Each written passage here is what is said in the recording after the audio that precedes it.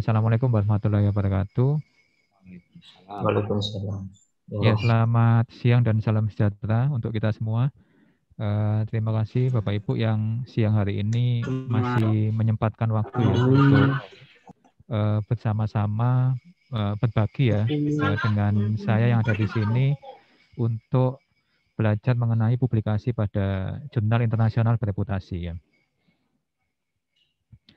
Nah ini sebelumnya mungkin ya kita kenalan dulu Bapak Ibu ya. Jadi tadi sudah dikenalkan saya di Fakultas Keperawatan dan juga di Lembaga Inovasi ya, Penerbitan, Pengembangan Jurnal dan Sentra HKI di Universitas Airlangga Surabaya. Jadi mohon izin mungkin memang menulis ini menjadi passion saya sejak dulu ya, sejak zaman mahasiswa ya hingga menjadi dosen. Dan ya alhamdulillah sejauh ini saya punya 100 dokumen ya yang ada di Scopus dengan Q1 sejumlah 20 ya. Jadi mungkin nanti saya akan share dengan Bapak Ibu semuanya bagaimana tips dan trik ya untuk bisa publikasi terutama dari sisi kualitas ya. Kalau dari sisi kuantitas mungkin Bapak Ibu di sini sudah pengalamannya lebih banyak daripada saya ya. Tetapi untuk yang dari sisi kualitas ya nanti kita bisa saling berbagi ya. Nah ini saya ingin tahu background ataupun pengalaman Bapak Ibu sebelumnya ya. Jadi ada satu polling di sini yaitu apakah Bapak Ibu di sini pernah publikasi di jurnal internasional bereputasi ya dalam artian di database akademik Scopus ataupun database akademik Web of Science Clarivate Analytic ya. Nah ini silakan Bapak Ibu untuk menjawab pertanyaan ini di link yang saya sampaikan di chat box ya.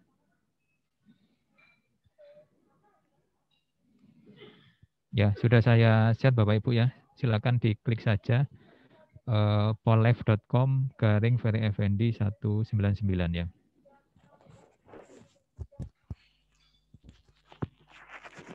Bapak Ibu tinggal ketikkan namanya ya. Setelah itu Bapak Ibu pilih ya dan tidak ya. Apakah Bapak Ibu yang ada di sini sudah memiliki pengalaman ya untuk publikasi di jurnal internasional bereputasi.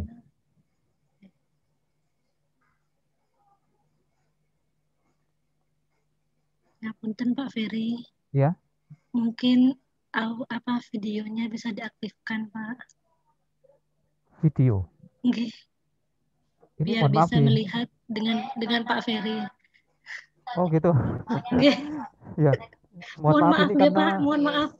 Nggih. Mohon maaf karena ini unstable terus ya. Jadi saya off cam dulu ya. Oh nggih Pak. Nanti saat diskusi saya buka kok ini. Oke, nggih Pak ya. Ya silakan Bapak Ibu dipilih. Punten Pak Ferry cuma diklik yes saja ya? Nggih, betul. Oke. Ya. Baik, mungkin ini ya data sementara yang masuk ada ya sekitar 24% dan tidak sebesar 77% ya. Jadi saya rasa pengalaman Bapak Ibu untuk publikasi ya khususnya di jurnal internasional bereputasi ini juga sudah cukup lumayan ya, yaitu sebesar ya mungkin 1/4 ya dari jumlah anggota yang hadir pada siang hari ini. Ya baik, saya lanjut Bapak Ibu. Nah, jadi di era zaman now ini Bapak Ibu ya memang saat ini yang dituntut ya dari seorang dosen ya itu adalah bisa menghasilkan karya ya yang berkompetisi di dunia internasional ya. Jadi dunia internasional di sini yang diminta yaitu bisa publish di Scopus ya ataupun Web of Science Clarivate Analytic ya. Jadi kalau kita lihat memang dua database ini ya. Ini saya sambil nyalain video ya, semoga stable ya. Jadi dua database ini memang menjadi acuan ya atau menjadi barometer ya dari jurnal internasional bereputasi ya, yang mana nanti kita akan melihat beberapa klasifikasi ya dari berbagai macam jurnal yang ada di sekitar kita ya.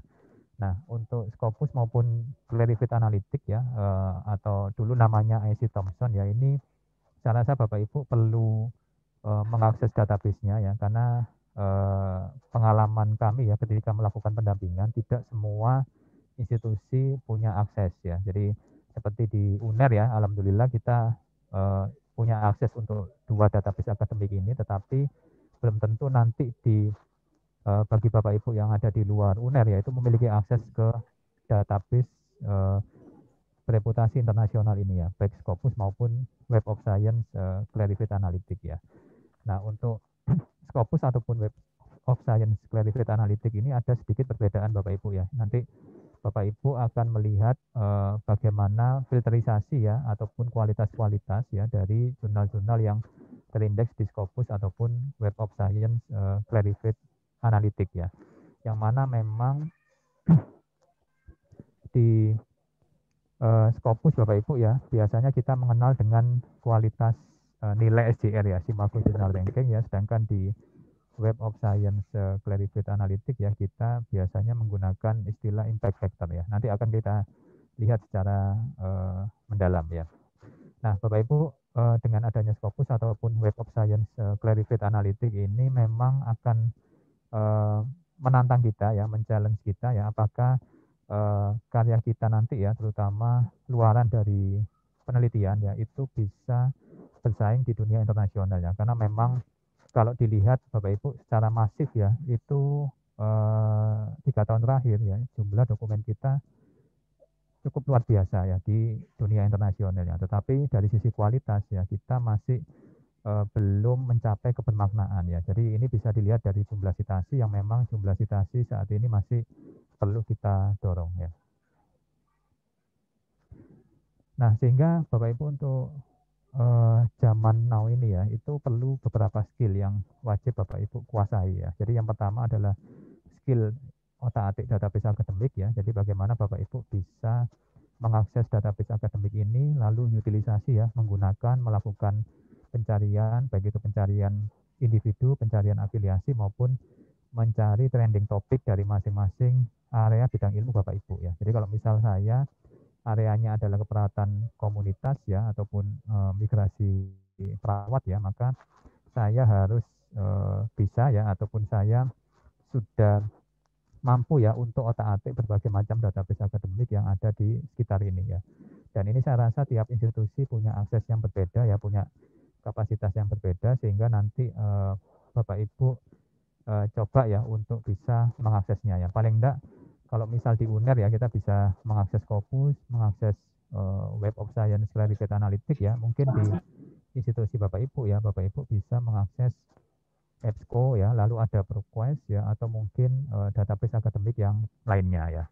Itu yang pertama Bapak Ibu ya. Jadi memang paling enggak kita sudah membangun kebiasaan ya, habit ya. Karena tanpa kebiasaan ini Bapak Ibu akan sulit ya untuk bisa mendapatkan ide-ide ya, ide-ide inovatif, ide-ide kreatif untuk melakukan riset ya, dan mendapatkan pendanaan ya. Karena nanti hulunya itu sebenarnya riset Bapak Ibu ya. Jadi kalau mau publikasi ke top tier ya, ataupun ke jurnal internasional bereputasi yang high quality ya, yang Q1 ke atas ya, Bapak Ibu mau tidak mau harus ada duit ya. Jadi ujung-ujungnya duit ya. Ini tergantung ya Bapak Ibu bisa mengamankan funding atau tidak ya. Nah, ini kebetulan siang hari ini saya juga sedang ini Bapak Ibu ya, melakukan pengumpulan data ini dengan beberapa stakeholder ya, sehingga ya mohon maaf suasananya mungkin agak di background agak rame ya.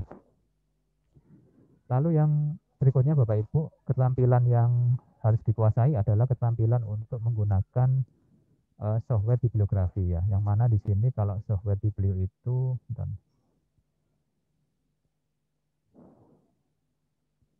ya di sini Bapak Ibu ya ada Mendeley ya.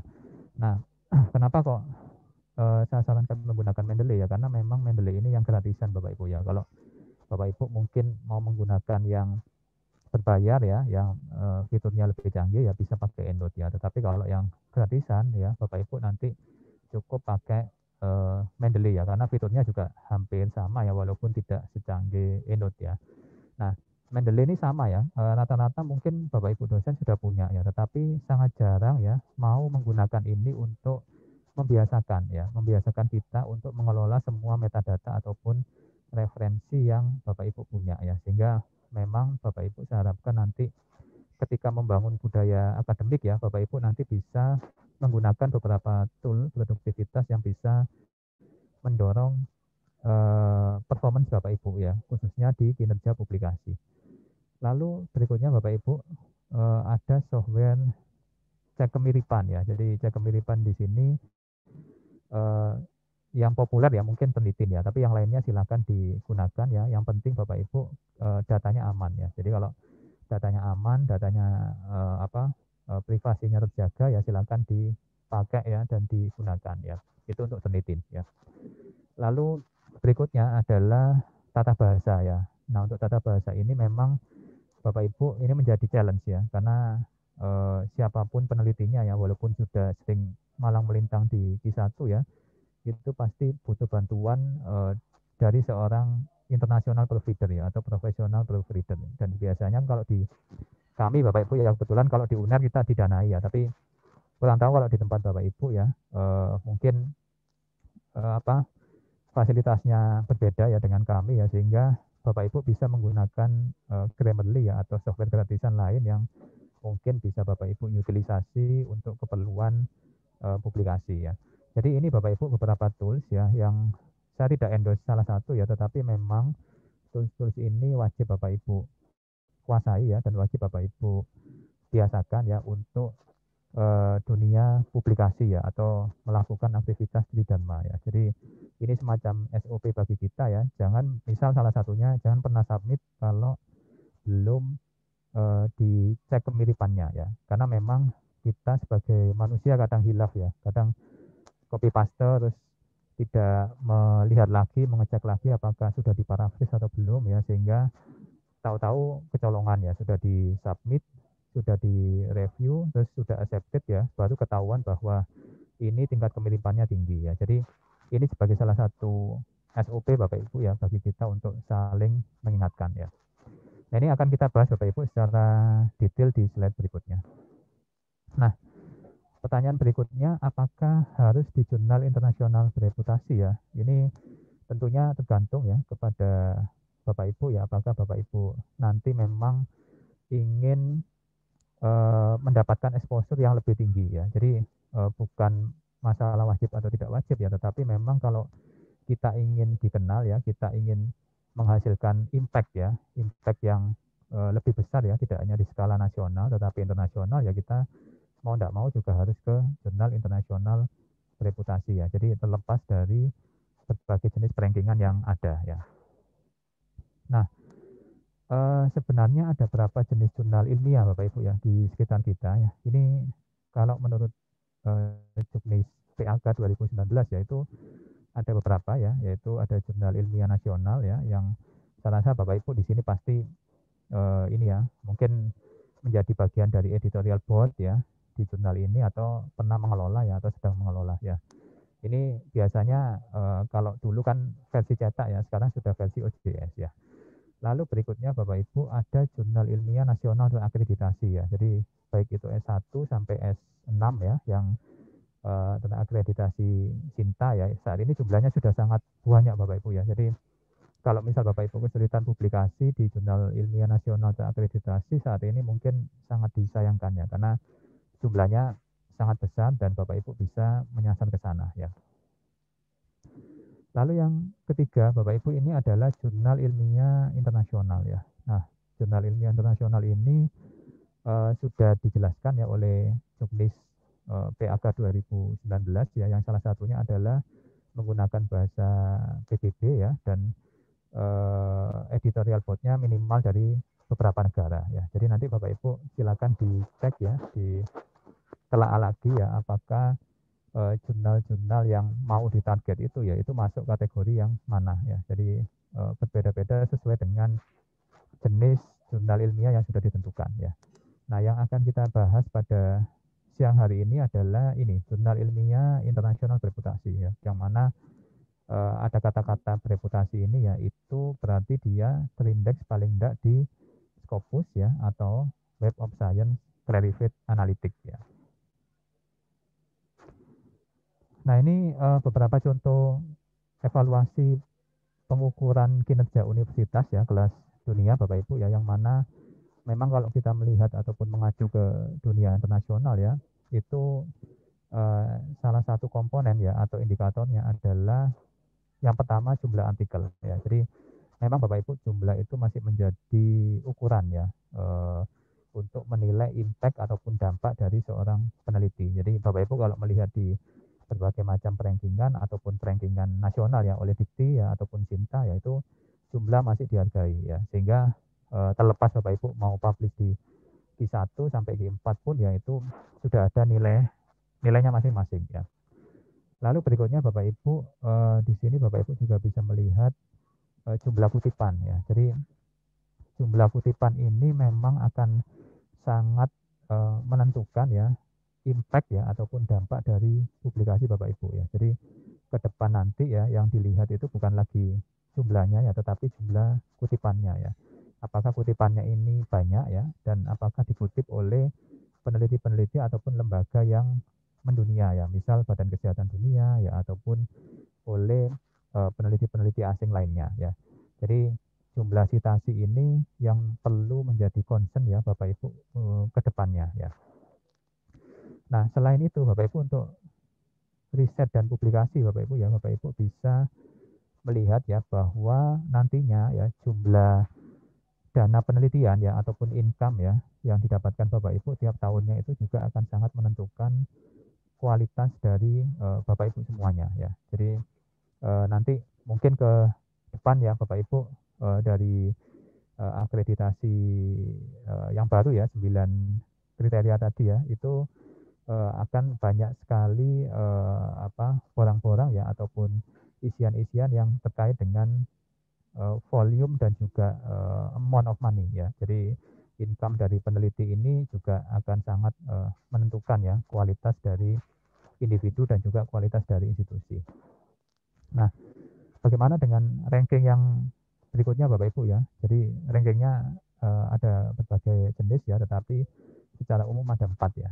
Jadi ada ranking dari ARWU, ranking THE ya, atau Times ya. Setelah itu ranking Weibo dan yang terakhir adalah ranking QS Word ya. Nah untuk Weibo ataupun QS Word ya sama Bapak Ibu ya. Selain jumlah dokumen ya, mereka juga menggunakan komponen citasi ya. Jadi komponen jumlah citasi yang mana untuk QS ini malah lebih strict Bapak Ibu ya. Jadi self citation ya atau citasi pribadi ya dari penulis masing-masing itu akan di exclude ya, baik itu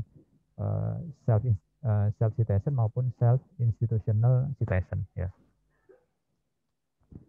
Nah, terlepas dari perankingan tadi Bapak Ibu ya, sebenarnya yang perlu menjadi concern di sini adalah membangun kebiasaan ya. Jadi kalau kami Bapak Ibu ya kebetulan kalau tugas saya memang membangun habit ya di lingkungan UNER ya, dan habit ini juga ternyata bukan hal yang mudah ya, bagaimana membiasakan teman-teman dosen untuk biasa menulis ya. Jadi kalau di kami Bapak Ibu kita sudah lama ya ada program mingguan ya, ada program bulanan ya untuk membangun kebiasaan ini. Jadi mulai dari ada program UNER menulis, ada program reworking ya, ada program klinik naskah, ada program pendampingan ya, itu semuanya kami tujukan ya untuk sivitas akademika baik itu dosen maupun mahasiswa ya untuk bisa sama-sama belajar menulis ya. Jadi mungkin Bapak Ibu kalau ingin lihat besok ya, besok pukul 13 itu kita ada UNER menulis yang kesekian, saya sampai lupa ya, mungkin ke-10 atau berapa ya, karena saking banyaknya ya program-program serupa ya, sehingga ya kita sampai ini ya, sampai jadwalnya itu ini padat sekali gitu ya, berbagai macam budaya ya ataupun kebiasaan yang membiasakan para peneliti ataupun mahasiswa untuk mau sama-sama produktif ya dalam hal publikasi ya.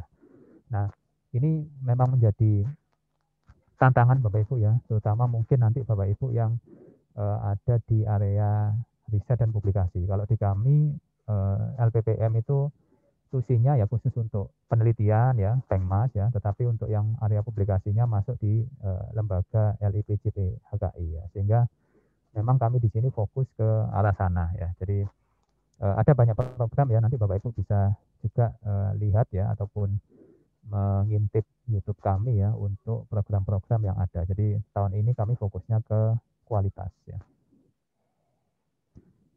Nah, pertanyaan berikutnya Bapak Ibu, apakah publikasi ya di jurnal internasional bereputasi mudah ya? Tentunya ini bukan hal yang mudah ya. Jadi tadi Bapak Ibu ya, kalau kita menyasar kualitas ya, apalagi ke Q1 ya, ataupun mungkin ke top tier ya, jurnal-jurnal yang masuk dalam 5% ya, ataupun 10 besar top jurnal di masing-masing bidang, itu sangat sulit ya untuk ditembus ya, sehingga memang di sini perlu perjuangan yang luar biasa. Nah, jangankan Q1, kalau untuk pemula Bapak Ibu ya, menembus di 4 ini juga bukan hal yang mudah juga ya. Jadi kebetulan kalau saya ya di kelompok riset, yaitu kita ada program pengabdian masyarakat ya, membantu teman-teman dosen di Indonesia ya untuk bisa publikasi ya. Dan ternyata ketika kita dampingi ya, itu kualitas naskahnya juga sangat beragam ya. Jadi kemampuan meneliti ya itu belum tentu linier dengan kemampuan menulis ya. Itu yang kami temukan ya, sehingga memang kami banyak fokus ke aspek menulis ataupun aspek publikasi ya. Dan ini tentunya perlu strategi ya, perlu intervensi yang berbeda ya, sesuai dengan level dari kapasitas institusi maupun individu. Nah, lalu apa itu Scopus ya? Scopus di sini merupakan database akademik ya, yang memang diklaim sebagai database terbesar ya yang ada di dunia. Jadi selain Scopus ya, ada Web of Science Clarified Analytics, yaitu dari sisi jumlah atau volume ya memang ini ya lebih kecil ya dibanding Scopus ya, tetapi dari sisi kualitas ya sebenarnya Web of Science Clarified Analytics ini yang paling tinggi ya. Jadi nanti mungkin Bapak Ibu ketika menyasar jurnal-jurnal yang terindeks Web of Science Clarified Analytics akan cukup menantang ya, atau perlu waktu yang lebih lama ya. Jadi mungkin yang pertama kalau untuk pemula ya cukup ke Scopus ya. Nah, untuk ke Scopus ini Bapak Ibu, publishernya sangat banyak ya. Ini bisa dilihat mulai dari Elsevier sampai yang ini ya, small publisher ya, penerbit-penerbit kecil ya, atau bisa berdasarkan coverage ya. Ini coverage ini ada bidang subjek ini ya, kesehatan, ada life science, ada sosial, ataupun ada physical ya. Nah, ini nanti Bapak Ibu bisa lihat di scopus.com. Nah, ini adalah penampakan dari dashboard muka ya yang ada di scopus.com. Nah, Bapak Ibu yang sudah punya akses ya, nanti nama Bapak Ibu akan berada di pojok kanan atas ya, seperti ini. Jadi ini nama saya ya, berarti saya sudah punya akses, sudah punya langganan ke Scopus ya, sehingga bisa saya gunakan sewaktu-waktu ya. Nah, untuk scopus.com ini Bapak Ibu tergantung ya dari institusi masing-masing ya. Kalau di kami kebetulan memang akses ini ditujukan bagi dosen dan mahasiswa ataupun alumni ya, sehingga alumni pun yang sudah lulus masih bisa mengakses scopus.com ya. Tetapi mungkin nanti Bapak Ibu yang belum memiliki akses ini ya, itu akan kesulitan untuk bisa mengetahui kualitas ya ataupun trending topik ya dari masing-masing bidang ilmu Bapak Ibu semuanya ya. Walaupun nanti ada versi turunannya ya yang akan saya jelaskan kemudian ya. Jadi di scopus.com ini Bapak Ibu banyak ya yang bisa kita lakukan ya, selain nanti istilahnya kita bisa melakukan pengamatan ya atau observasi dari seorang penulis ya. Jadi istilahnya ngepoin penulis itu sangat mudah bisa dilakukan di scopus.com ya, atau mungkin nanti di Scivol ya, ini ada database dari Elsevier juga ya yang bisa dipakai ya. Nah, biasanya yang menjadi demand ya, tuntutan dari Bapak Ibu penulis pemula itu yang pertama adalah ID Scopus ya. Jadi punya nggak ID Scopus, karena nanti ID Scopus ini dimasukkan ke dalam Cinta ya, dan Cinta ini menjadi indikator ya performance dari institusi dan juga individu ya. Nah, bagaimana cara mendapatkan ID Scopus ya, mau nggak mau Bapak Ibu harus publish ya di jurnal internasional bereputasi ya. Itu syarat mutlak, syarat wajib ya, sehingga nantinya ketika Bapak Ibu cek di Scopus profile ya, Bapak Ibu akan bisa menemukan nama Bapak Ibu ya beserta ID Scopusnya ya. Jadi ID Scopus itu seperti ID KTP Bapak Ibu ya, yang unik ya, seperti DOI ya, Digital Object Identifier, yang memang sangat spesifik dan sangat berkaitan ya dengan profil dari penulis ya. Jadi kalau Bapak Ibu nanti sudah publikasi ya dengan afiliasi yang sudah ditentukan ya, maka Bapak Ibu akan mendapatkan ID Scopus yang unik tadi ya. Nah, ini yang saya sampaikan tadi Bapak Ibu merupakan versi turunan ya dari Scopus.com, yaitu Simago JR ya.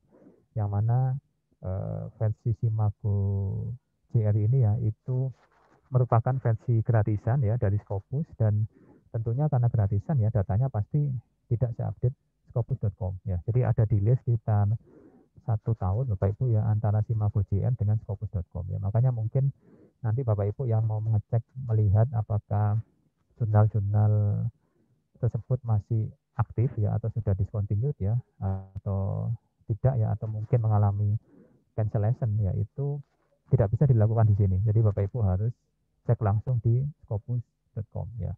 Begitu juga ketika Bapak Ibu nanti akan melihat trending topik ya dari suatu riset ataupun bidang ilmu yang sangat spesifik ya atau subspesifik ya. Nah, itu Bapak Ibu juga harus langsung melihat ke scopus.com ya. Jadi di sini Bapak Ibu ya di simagojr.com itu hanya bisa melihat ranking jurnal ya. Jadi apakah jurnal ini masuk Q1 ya, masuk Q2, Q3 ataupun yang paling bawah ya Q4 ya. Nah, seperti ini Bapak Ibu ya untuk Simago JR ya. Jadi nanti Bapak Ibu bisa lihat ya kuantilnya berapa dan nilai SJR-nya, nilai Simago Journal Ranking ya, yang mana memang kalau untuk pengajuan angka kredit Bapak Ibu yaitu paling tidak disarankan nilai SJR-nya paling sedikit 0,15 ya, atau SJR Journal di atas 0,1 dan Q3 ya. Ini untuk pengajuan Java ya yang sudah ditentukan atau disesuaikan dengan tuntutan di penilaian angka kredit ya tahun 2019 ya. Nah, selain Scopus dan Web of Science ya, apakah ada database akademik yang lain? Banyak Bapak Ibu ya. Jadi database akademik itu jumlahnya puluhan ya, atau bisa jadi ratusan ya, tergantung dari subjek bidang ilmunya ya. Jadi kalau bidang ilmu misal hukum ya, mungkin dia akan lebih banyak menggunakan database akademik Westlaw ya. Nah, itu bisa jadi berbeda antar bidang ilmu yang lain ya. Jadi kalau untuk Scopus ataupun Web of Science Clarivate Analytics ya, ini untuk multidisiplin ya. Jadi multidisiplin bisa menggunakan dua database ini. Tetapi kalau mau spesifik ya Bapak Ibu, berarti nanti akan membutuhkan database yang khusus ya. Misal untuk pendidikan ya itu biasanya banyak sekali yang menggunakan ERIC ya, atau mungkin Bapak Ibu bisa pakai database akademik yang lainnya ya. Nah, ini siklus publikasi Bapak Ibu. Jadi siklus publikasi ini sebenarnya bisa dipakai sebagai acuan ya atau panduan ya, atau istilahnya standar operasional prosedur ya bagi Bapak Ibu ketika melakukan proses publikasi ya. Jadi saya sampaikan di awal tadi ya, skill ataupun proses bisnis ya dari riset itu sangat jauh berbeda dengan bisnis prosesnya publikasi ya. Jadi orang yang melakukan riset ya belum tentu nanti publikasinya juga sesuai dengan ekspektasi ya, ataupun bisa dihandle dengan smooth ya. Karena memang untuk kemampuan menulis ini perlu strategi dan latihan yang khusus Bapak Ibu ya. Nah, ini untuk mempermudah Bapak Ibu ya, kami membagi dalam 3 tahapan ini ya. Jadi ada pre-submission, submission, dan post-submission ya. Nah, di pre-submission apa yang harus diperhatikan ya? Yang pertama adalah checking. Nah, checking ini nanti kita akan melihat Bapak Ibu ya apa yang ada di tahap awal ya, paling awal ya. Lalu yang kedua adalah penggunaan software biblio ya. Yang ketiga ini critical appraisal. Yang keempat cek plagiasi, dan yang terakhir adalah English editing ya. Nah, ini kita bahas satu persatu Bapak Ibu ya. Oke, yang pertama adalah checking. Nah, apa yang perlu di checking ya Bapak Ibu? Jadi yang pertama Bapak Ibu pastikan bahwa jurnalnya ini jurnal yang kredibel ya, dalam artian jurnal ini bukan jurnal predatory ya, dan dari sisi kualitas ya jurnal ini bisa dipertanggungjawabkan ya. Jadi nanti Bapak Ibu mungkin yang sudah punya naskah, sudah punya bahan ya, itu bisa melakukan checking dulu ya. Nah, salah satu checkingnya itu adalah di website ini, Think Check Submit ya. Ini salah satu tools yang bisa dipakai ya.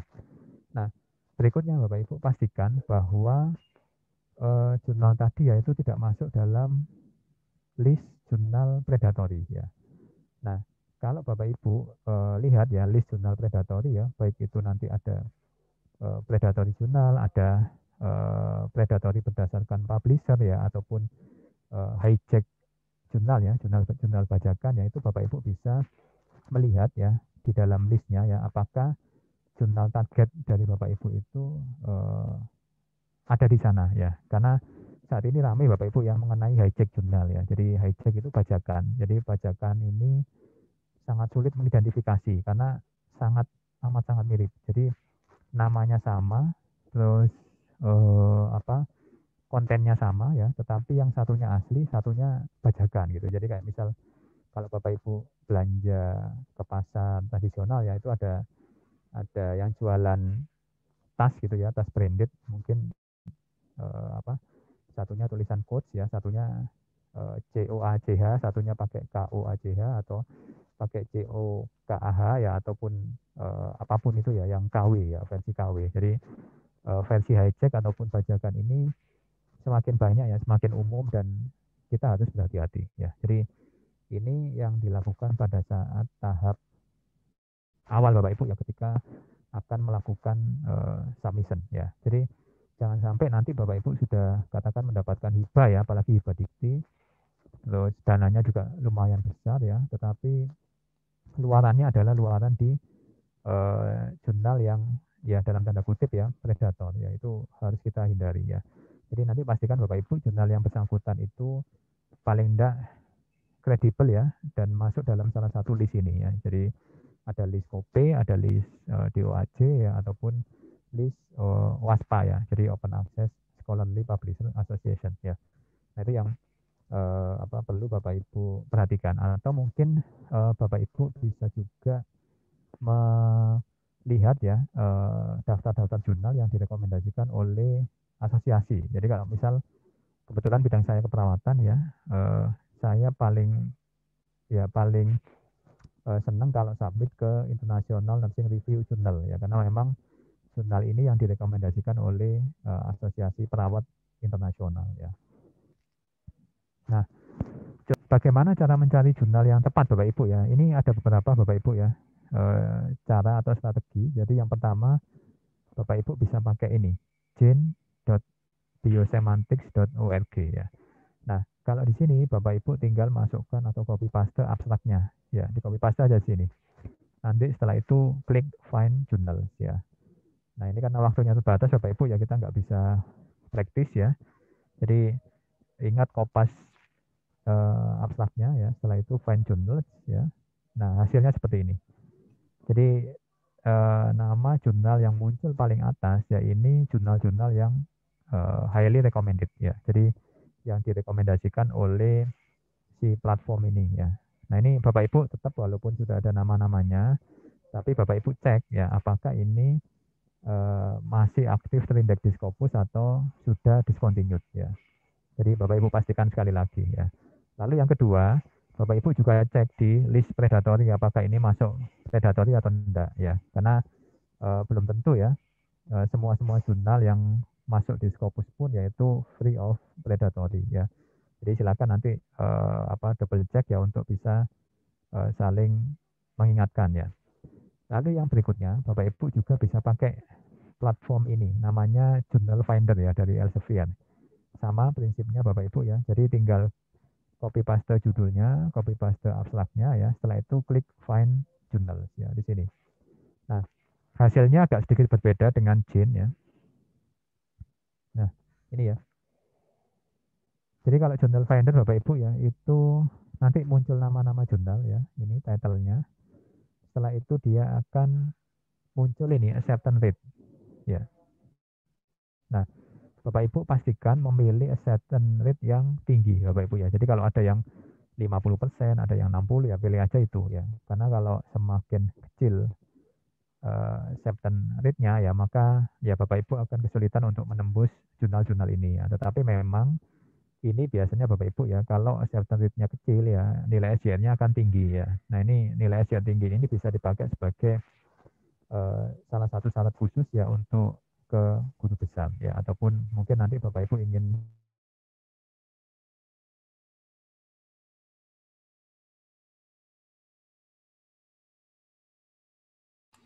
putus suaranya.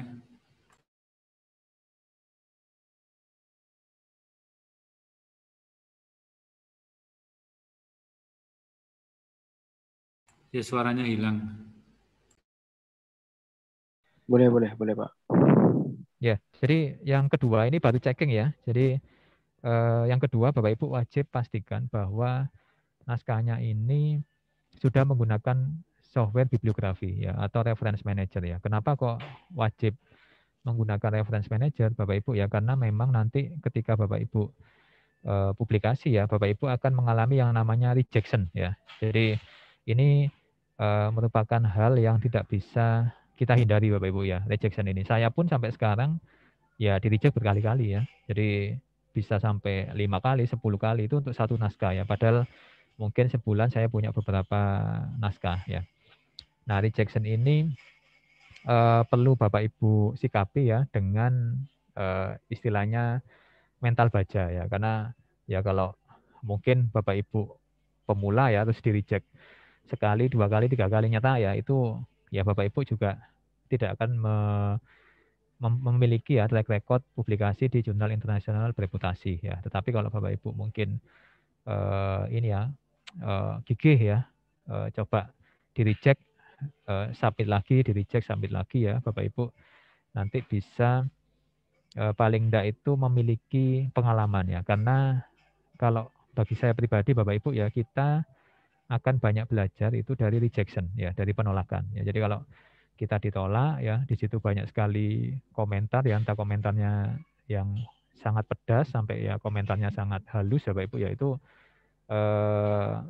tentunya menjadikan pembelajaran tersendiri ya. Jadi saya banyak belajar dari rejection ya. Jadi kalau ada komentar-komentar dari reviewer, editor ya itu selalu saya telaah ya, saya coba pelajari apakah memang demikian ya. Jadi kita juga berusaha untuk objektif ya. Nah, Bapak Ibu nanti fungsi dari reference manager ini banyak sekali Bapak Ibu ya. Jadi nanti Bapak Ibu bisa gonta-ganti ya. Jadi gonta-ganti dari satu style referensi ke style referensi yang lain dan juga Bapak Ibu nanti bisa memanen metadata dengan cepat ya. Jadi apapun database akademiknya ya, baik itu Scopus ataupun non Scopus itu bisa dipanen dengan mudah ya. Jadi nanti Bapak Ibu siap-siap menggunakan software bibliografi ya. Tidak harus Mendeley ya, pakai EndNote ataupun yang lain, monggo silakan. Karena saya yakin Bapak Ibu punya preferensi masing-masing ya. Oke. Ya ini salah satu penampakan Mendeley Bapak Ibu ya, saya yakin Bapak Ibu punya ini ya. Nah kita lanjut ke masih tahap pre-submit ya. Ini berikutnya adalah critical appraisal ya. Nah di dalam critical appraisal ini Bapak Ibu sebenarnya ini mirip dengan borang akreditasi ya. Jadi kalau kita penulis ya itu sebenarnya sudah ada borangnya ya. Jadi kalau kita ingin publish di jurnal-jurnal yang katakan Q1 ya Bapak Ibu ya, itu kita sesuaikan dengan desainnya. Jadi kalau desainnya nanti pakai RCT, desainnya nanti pakai kualitatif study ya, ataupun desainnya nanti pakai kuasi ya, itu sudah ada borang penilaian kualitasnya ya. Jadi kalau Bapak Ibu di dalam borangnya nanti belum memenuhi ya ataupun belum di checklist ya, Bapak Ibu tinggal menambahkan ya. Nah, ini hanya berlaku ya critical appraisal ini untuk jurnal-jurnal internasional bereputasi ya. Nah, contohnya ini Bapak Ibu ya. Jadi misal Bapak Ibu nanti melakukan riset ya dan ingin publish dengan bisa tanya Pak, punten. RCT ya. Mohon maaf untuk pertanyaannya nanti aja Bu ya kita. Oh, baik, Oke, baik. Terima oke, kita kasih. selesaikan dulu ya. Nanti setelah ini ya, setelah ini kita masih ada waktu setengah jam ya. Ya, jadi entah itu RCT, entah itu apa systematic review ya, ataupun berbagai jenis desain yang lainnya ya, Bapak Ibu nanti bisa menyesuaikan ya, karena borang penilaian kualitas naskah ini ya itu sudah tersedia dengan berbagai macam jenis desain ya. Jadi nanti silakan download di sini, Equator Network ya, di sini ya Bapak Ibu ya. Jadi diklik aja nanti materi yang sudah disampaikan oleh panitia ya. Nah, contohnya ini Bapak Ibu ya. Jadi kalau nanti Bapak Ibu memiliki penelitian ya dengan desain kualitatif ya dan ingin publikasi, berarti nanti Bapak Ibu sesuaikan dengan item-item ataupun domain-domain yang ada di sini ya. Ini pendekatan kualitatif ya. Jadi paling tidak nanti ada domain 1, ada domain 2 ya yang nanti Bapak Ibu bisa gunakan, bisa pakai ya untuk melengkapi ya ataupun istilahnya memastikan ya bahwa kualitas dari naskah ini sudah memenuhi standar internasional ya. Jadi kalau nanti publish ataupun submit ke Q1 ya pasti akan diminta checklist ini Bapak Ibu ya. Tapi kalau ke kuantil bawahnya sangat jarang ya diminta untuk melakukan ini ya. Nah, berikutnya Bapak Ibu ya di tahap submission ini ya, pre-submission ya, itu ada cek plagiasi ya.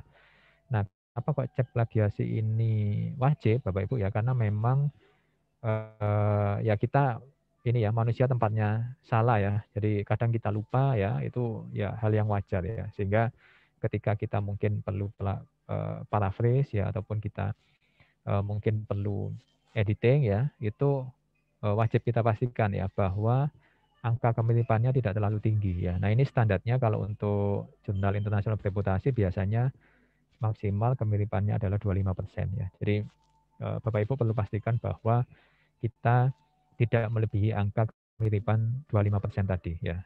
Itu apapun nanti tools yang dipakai ya, Bapak Ibu wajib pastikan bahwa naskah Bapak Ibu tidak menyalahi unsur etik publikasi ya.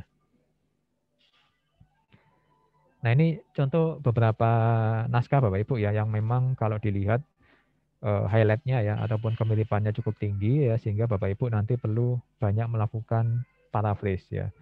Nah, hal-hal seperti ini sebenarnya nanti bisa Bapak Ibu cegah ya jika nantinya Bapak Ibu memiliki tools ya yang bisa melakukan mitigasi ya atau paling tidak bisa melakukan prevensi ya. Jadi dicegah dulu ya sebelum ya benar-benar ini nanti accepted ya. Karena kalau sudah accepted, sudah publish ya itu sangat sulit ya untuk melakukan ya corrigendum ya ataupun melakukan perubahan pada naskah aslinya ya. Jadi nanti silakan Bapak Ibu memastikan hal-hal seperti ini bisa di-handle ya sejak awal ya. Nah, ini contoh Bapak Ibu hasil kemiripan yang cukup tinggi ya. Jadi indeks kemiripannya ini mencapai 40% ya dan Bapak Ibu perlu cermati ya bahwa semakin tinggi kemiripan ya maka potensi plagiarisme itu akan semakin besar ya. Nah, ini Bapak Ibu wajib meminimalkan ya ataupun memastikan bahwa angka-angka ini menjadi pengingat ya ataupun alarm ya untuk Bapak Ibu supaya waspada dan melihat lagi naskahnya ya. Karena memang kalau kita cepat-cepatan Bapak Ibu ya dan ya kadang kelewatan ya itu ya pastinya akan merugikan penulis sendiri ya.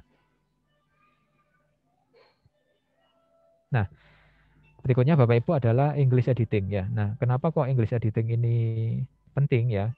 Memang salah satu kendala ya ataupun tantangan bagi penulis di negara kita Bapak Ibu ya karena bahasa Inggris bukan bahasa utama kita ya, bukan bahasa ibu ya. Maka bahasa Inggris kita itu ya walaupun mungkin sudah bagus ya untuk beberapa penulis ya, tetapi tetap harus di proofread ya. Dan kalau bukan human proofread ya itu ya rasanya memang belum sempurna ya. Jadi human proofread pun kadang hasilnya juga nggak sesuai dengan harapan kita. Jadi paling enggak nanti tergantung dari grant ya yang dimiliki oleh Bapak Ibu, karena biasanya kalau saya pribadi saya sudah menganggarkan ya ada komponen proofread ya, ada komponen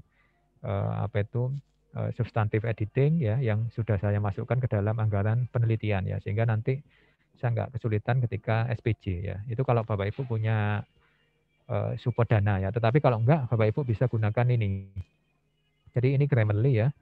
Tadi di awal saya sampaikan software tata bahasa yang mungkin kalau Bapak Ibu beli ya, melanggan premium itu lebih murah ya dibanding dengan yang human proofread ya. Tetapi kalau mau pakai yang versi gratisan pun banyak ya. Jadi silakan mau pakai apapun, nggak harus Grammarly ya, itu bisa Bapak Ibu gunakan untuk proofreading ya. Nah itu baru pre-submission Bapak Ibu ya. Jadi pre-submission ini panjang kali lebar Bapak Ibu ya. Mulai dari yang pertama tadi ya, cek jurnalnya apakah kredibel ya. Setelah itu memastikan pakai software Biblio ya.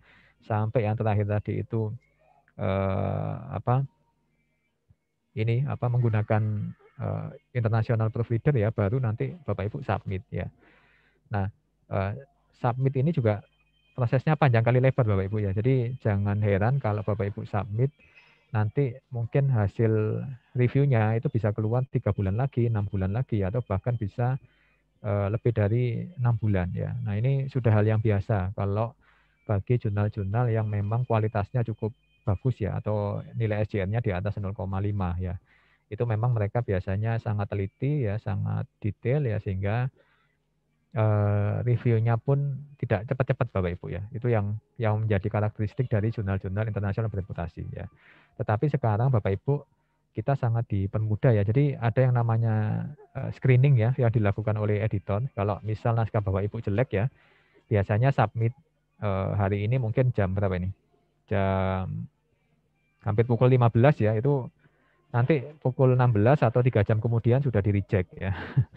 Itu ada juga yang seperti itu. Jadi tergantung dari kecepatan tim editorial ya untuk merespon suatu naskah ya. Jadi kalau kita submit ke misal Q1 ya, terus mereka sudah punya sistem screening yang bagus ya, biasanya rejection-nya cepat ya. Jadi ya bisa submit hari ini, besok di reject atau 2 hari lagi gitu ya. Nah itu hal yang biasa ya di dunia publikasi ya.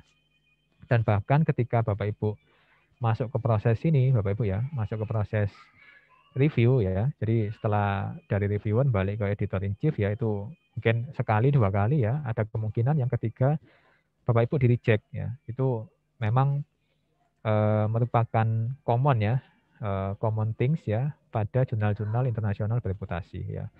Jadi Bapak Ibu nanti flow-nya ya, karena proses publikasi ini panjang kali lebar ya, sehingga unpredictable ya. Jadi Bapak Ibu mungkin yang menyiapkan akreditasi ya dan masih lemah di luaran penelitian, pengmas ataupun publikasi ya, itu harus dipersiapkan semenjak dini ya, karena nggak bisa ke BIA ataupun pakai sapu jagat gitu ya. Dalam sekian bulan harus sudah punya naskah gitu, itu nggak bisa ya. Ini sudah zamannya berbeda dengan zaman-zaman yang dulu ya. Kalau 2 tahun lalu masih bisa Bapak Ibu ya. Jadi banyak sekali jurnal-jurnal dalam tanda kutip ya yang dia fast track ataupun fast review ya, itu bisa membantu ya. Tetapi saat ini sudah sangat sedikit ya, karena memang Scopus sangat ketat ya. Jadi kalau ketahuan prosesnya cepat, jumlahnya masif ya, itu biasanya sama Scopus kalau nggak di cancel ya. Jadi walaupun cancel itu gini Bapak Ibu ya, sudah terindeks ya, sudah publish, sudah terindeks di Scopus ya, sama Scopus di delete semua, yaitu cancellation ya. Jadi dan itu merupakan hal yang lazim kita temui belakangan ini ya. Tapi kalau discontinued ya seperti biasa ya, dia jurnal yang sudah terindeks Scopus ya mungkin tahun lalu tapi tahun ini tidak terindeks ya, atau discontinued. Nah, ini Bapak Ibu proses dari publikasi ini ya, ini panjang kali lebar, dan ini juga perlu Bapak Ibu pertimbangkan ya, perlu Bapak Ibu cermati ya. Jadi tidak ada proses publikasi yang instan ya. Jadi semuanya perlu suatu perjuangan, perlu suatu proses yang kadang menyakitkan ya. Itu jujur ya, karena ya misal kita sudah berkali-kali review Bapak Ibu ya, komentarnya juga sudah pedas ya, terus tiba-tiba ronde kesekian ya, ronde ketiga katakan di reject ya, itu ya sangat menyakitkan Bapak Ibu ya. Mungkin ya lebih sakit daripada ya ditolak pacaran mungkin ya. Ya, jadi ini rejection ini merupakan hal yang lazim ya, dan mungkin nanti Bapak Ibu akan banyak temui ya kalau nanti Bapak Ibu berkutat ataupun targetnya itu adalah kualitas ya.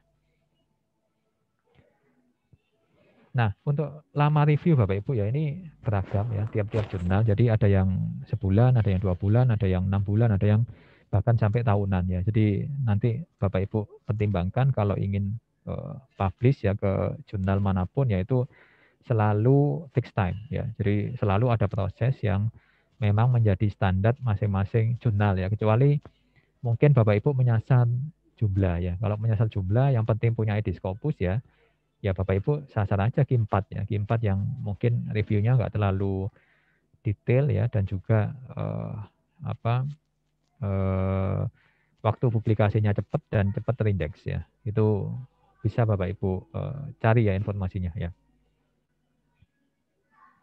Nah, tahap berikutnya Bapak Ibu naskahnya kalau sudah di review ya itu bisa accepted ya. Kalau accepted nanti masuk ke tahapan proof stage ya. Lalu setelah itu yang kedua adalah revisi ya. Nah, untuk revisi ini Bapak Ibu nanti ada 2 ya. Ada minor revision dan juga ada major revision ya. Tergantung dari reviewernya. Apakah reviewernya ini meminta ya revisi sedikit saja atau banyak ya. Kadang Bapak Ibu revisinya itu melebihi jumlah halaman naskah kita ya. Jadi saya pernah ya ke salah satu Q1 ya, jumlah halaman naskah saya cuma 23 ya, tapi komentar reviewernya itu lebih dari 23 ya. Nah, itu nanti juga perlu Bapak Ibu pertimbangkan ya ketika melakukan revisi. Tetapi kalau di Q1 biasanya lama merevisi ya itu dikasih waktu 3 bulan. Jadi cukup lama ya, dan cukup fair ya kalau misal memang komentarnya juga banyak ya. Lalu yang terakhir Bapak Ibu ini adalah rejected ya. Kalau rejected bagaimana ya, cari lagi ya, karena memang siapapun tidak bisa menjamin ya, memastikan bahwa ya naskah kita akan accepted ya. Jadi rejected ini akan selalu menjadi kepastian ya atau keabadian ya dari ya siklus publikasi ya. Jadi accepted atau rejected itu aja. Kalau reject ya udah kita cari jurnal lainnya ya. Nah, ini contoh Bapak Ibu ya, pengalaman saya pribadi ya, ini di reject berkali-kali di kuantil 1 ya, mungkin 8 kali ya seingat saya. Tapi submission yang ke-9 ya alhamdulillah bisa diterima di salah satu jurnal Q1 juga ya di bidang keperawatan ya. Jadi memang yang bisa kita lakukan ya ketika kita mengalami rejection, Bapak Ibu nanti bisa mempelajari komentar-komentar dari reviewer ya dan memperbaiki naskahnya ya.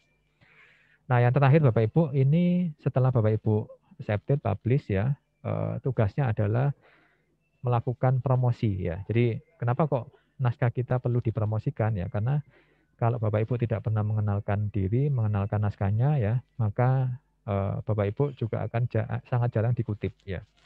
Jadi udah punya banyak dokumen, banyak naskah ya, tetapi kutipannya masih rendah. Nah, itu menjadi challenge ya bagi kita untuk bisa mempromosikan produk-produk dari publikasi kita ya. Nah, nanti Bapak Ibu bisa pakai ResearchGate ataupun bisa pakai Akademia ya. Nah, ini slide yang terakhir Bapak Ibu ya, sehingga mungkin di sini tadi ya Bapak Ibu publikasi ini merupakan ya saya rasa bukan hilir ya. Jadi publikasi ini di tengah-tengah ya. Kalau hilirnya nanti mungkin lebih pada produk, lebih pada hilirisasi ya dari hasil-hasil riset kita supaya berdampak ke masyarakat ya. Nah, karena kita di tengah-tengah, makanya Bapak Ibu ketika punya ide untuk meneliti ya, punya gagasan ya, itu pastikan Bapak Ibu mengamankan funding ya. Jadi melakukan high quality research ya itu butuh duit Bapak Ibu ya. Nah, duit ataupun infrastruktur ini sangat diperlukan untuk bisa Bapak Ibu berkreasi ya. Jadi kalau kita berkreasi, punya banyak ide, gagasan, didukung dengan dana yang kuat ya, otomatis Bapak Ibu akan menghasilkan yang terbaik ya, yang excellent ya. Nah, itu bisa Bapak Ibu amankan dengan mendapatkan pendanaan ya. Jadi kalau saya pribadi biasanya dalam setahun kita bisa mendapatkan sekitar 4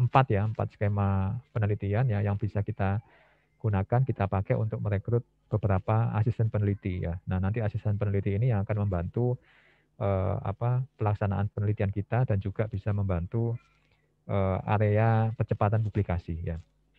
Nah, yang berikutnya Bapak Ibu selain dana ya, Bapak Ibu juga perlu ini program percepatan publikasi, baik itu reworking, klinik naskah dan lain-lain ya, yang mana nanti bisa Bapak Ibu pertimbangkan ya untuk bisa mengakselerasi ya. Jadi kalau sekarang mungkin publikasinya setahun sekali ya, nanti Bapak Ibu bisa coba diupayakan ya supaya ada lompatan gitu ya dari sisi jumlah ya.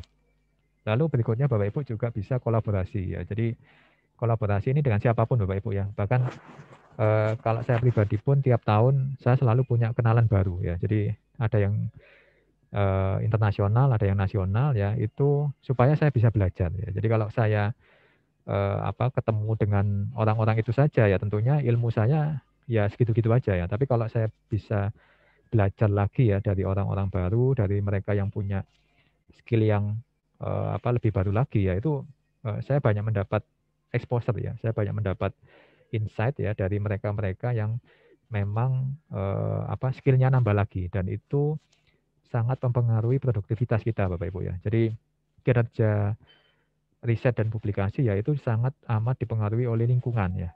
Kalau lingkungan kita positif ya, produktif ya, insya Allah kita akan ikut ya. Lalu target tidak hanya jumlah, tetapi nanti Bapak Ibu bisa menyasar impact ya, atau citasi ya, atau mungkin kedepannya lagi adalah produknya ya. Jadi apa sih produk dari riset Bapak Ibu ini yang bisa dimanfaatkan langsung oleh masyarakat ya. Lalu berikutnya Bapak Ibu juga bisa refocusing ya ke subjek yang menjadi ciri khas keunggulan prodi, dan yang terakhir ini Bapak Ibu bisa pertimbangkan menggunakan data sekunder ya. Jadi data sekunder ini adalah data yang tersedia ya, gratis dan bisa dipakai kapanpun oleh Bapak Ibu ya. Jadi silakan data sekunder apapun ya, entah itu data survei demografi kesehatan Indonesia, data IFLS ya, Indonesian Family Life Survey, ataupun yang lainnya bisa Bapak Ibu pakai ya. Nah, mungkin itu Bapak Ibu untuk sesi